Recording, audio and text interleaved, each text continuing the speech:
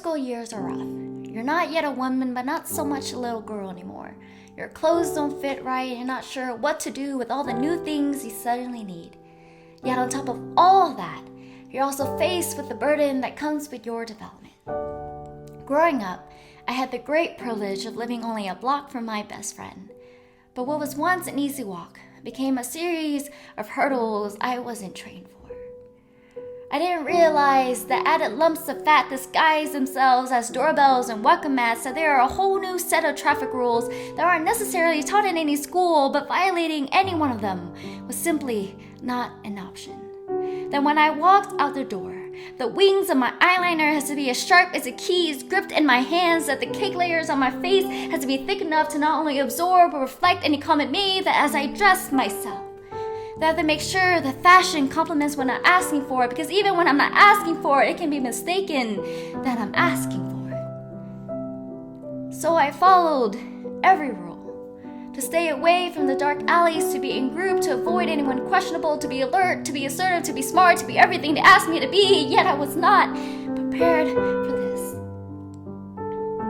I trained to face the cruelty out in the world, but forgot that sometimes the danger isn't just outside the car, but inside it.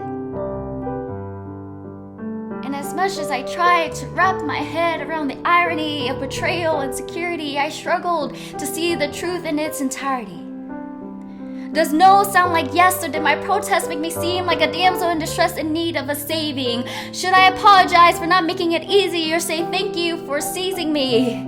Do I expose the anger that I feel, or allow the shame to continue to conceal? Was there something more I could do? Or was my worth only amounted to being used? Is an apology too much to ask for when it was you who declared my internal war? How do I move forward when the hate continues to torture me inside until there's no other place to hide, and the only option left is to decide?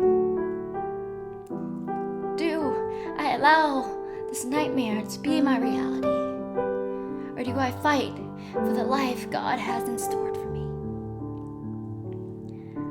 I wanted so much to scream and shout for all the times you made me question and doubt whether what I felt was real. But I knew there was only one way to truly heal, and so I laid down my pride and I kneeled. With all that was left in me, I prayed. I prayed for a society that has failed us both. One that chooses to teach prevention tips rather than drilling in that no one can have ownership over another. One that believes that crimes with potential deserves a reward, even if another person's basic human rights are blankly ignored. One that is filled with as many flaws as sins I commit. But yet, I was forgiven.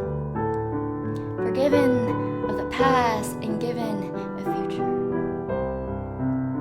And it all started with a crime so dire, with a cost so high, yet although not seek, was paid for a life that could be filled with so much more, and a love so deep that can fully restore.